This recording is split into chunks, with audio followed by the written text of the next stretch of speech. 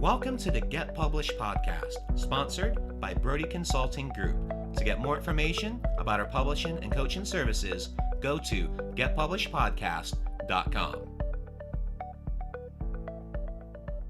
Hello, I am Paul Brodie, and thank you for joining us for another episode of the Get Published podcast, where we help authors get published with a proven system that works. Today, we're being joined by Lisa Romeo, author of Starting with Goodbye, a daughter's memoir of love after loss. Lisa, welcome to the show. Hi, Paul. Thanks so much. Are you ready to get started? I am. All right, let's get to it. Question number 1. What is the one piece of advice that you would give to a first-time author who is currently writing their book? Well, I think what I'd say is to slow everything down.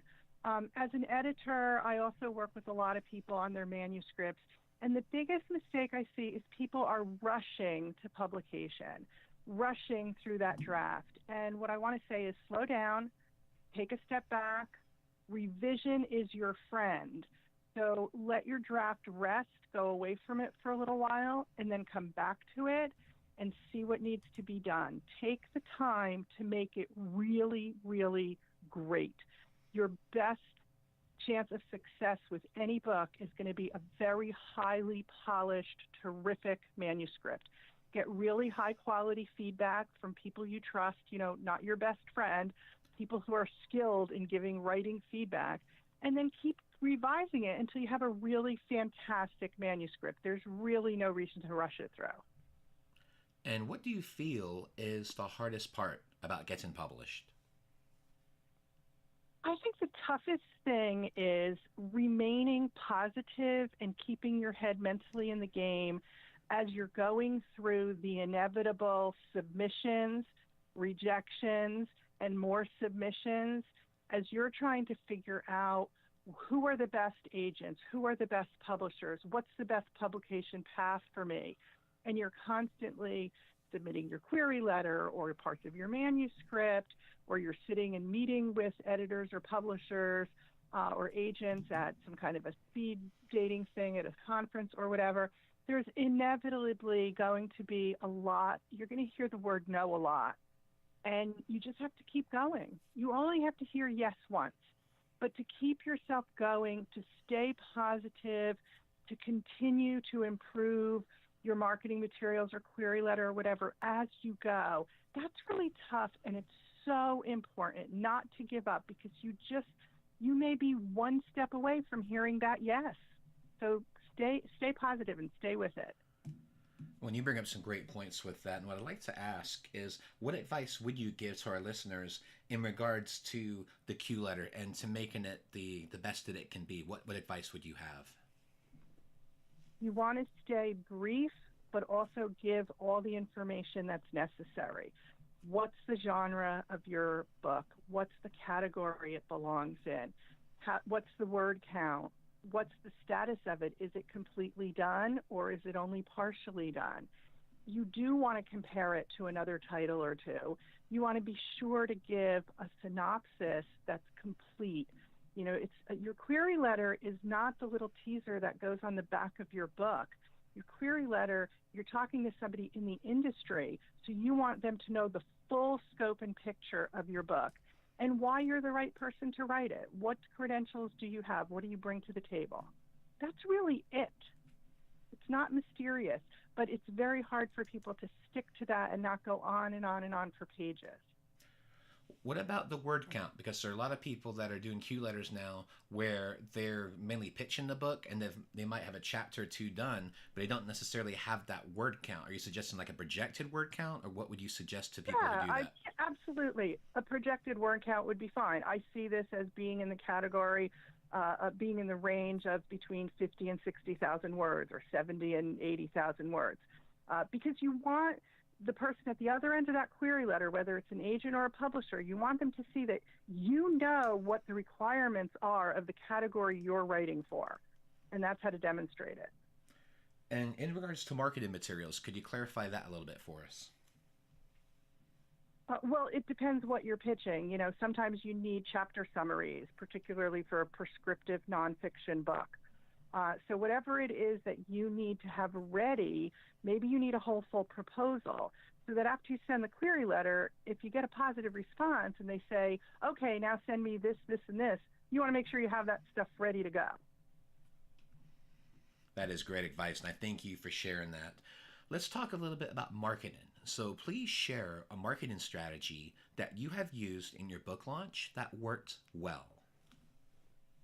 So this is going to sound deceptively easy, and I don't mean to sound glib about it, but here's the best thing you need to do is you need to ask for what you want. So, for instance, I had a very large pool, large network of people who work in literary journals, on websites, at magazines and newspapers. For various reasons, I'd been connected to these people in the past. So when it was time to start getting ready for book publicity, 6 months in advance, by the way, at least, that's when you want to approach the people who are in your network, but approach them with a very specific question. Ask them, can I write a guest blog post for your website? Can you have somebody interview me? Would you assign somebody to review this book? Can you get me on your podcast? I would love an endorsement. Would you write me a blurb? So look at your pool of networking contacts and then decide what you want to ask each one to do, and then ask them. That worked well for me. And you bring up a great point with that, because you're talking about going to one person's specific strength. So instead of sending out a blanket email to maybe 20 or 30 people, even though it's personalized, where you're going, hey, can you help me with the review? You're instead specifically wanting this person, hey, could you help me get on this podcast? And can you help me with an endorsement? And that is such a great strategy to diversify the things that you want to get accomplished. Yeah, I mean, it makes so much more sense than just a blanket, hey, by the way, I need help, can you help me? Because everybody will say, sure, let me know what you need. And then you have to go back and do it anyway, figure out what you do need. So do that first and ask for the specific thing that you want them to do. And you know what? They might say no, or it might be that they can't do it. But then maybe they can refer you to somebody. Maybe they have a suggestion for you. So a lot of individual conversations. You know, you need a spreadsheet or something to keep track of all this. Yes. Yeah, absolutely. I'm a huge fan of systems. So you're right. That I can definitely see this being plugged into a spreadsheet very quickly. Yeah, I'm the queen of spreadsheets. I've got one for everything. They're really simple. It's not that I'm like such a pro at spreadsheets, but I just know I need one for every project so I can keep track of what's going on. Absolutely. It helps so much with the organization and the focus. And it's also great for following up too. Absolutely. And then you're not wasting time printing things out, and you're not making notes on some scrap pieces of paper that you never get to organize. It's just all right there at your fingertips. Well, let's talk about your favorite book. So what is your favorite book, and what was the number one thing that you learned from it?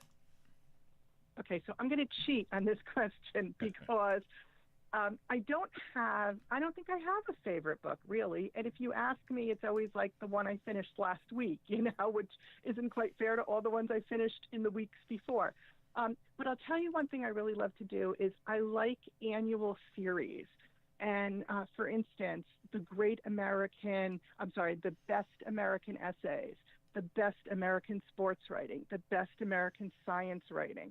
I get them all every year.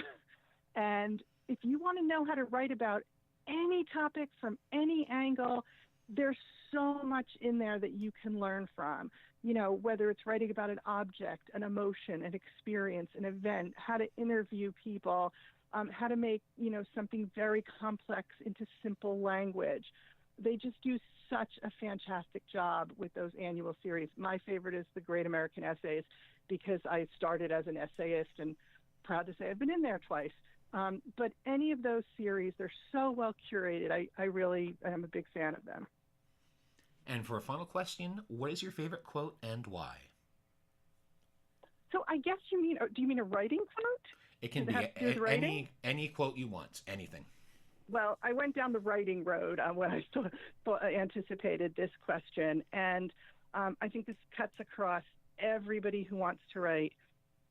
It's from Susan Sontag. Read, write, repeat. And I love how she starts with read and not writing, because you have to read first. then write, then you go read again. And you can't read enough. There's no way you could read enough. If you're going to write, you got to read. Absolutely. Well, Lisa, I want to thank you for being a guest on the show. What is the best way for people to find you online? I'm really easy to find online. My website is lisaromeo.net. And you can also find me on all the social media networks and whatnot. Really easy. I pop up almost immediately because I spend too much time on there. But I'd be happy to hear from people who want to talk to me about any of the services I offer or anything about reading or writing. Well, Lisa, I want to thank you once again for being on the show, and I wish you all the best in your author journey ahead. Thank you so much, Paul. It's been a pleasure. Thanks again for joining us today. To learn more about how to get your book published with a proven system that works, grab a free copy of my book at getpublishedpodcast.com.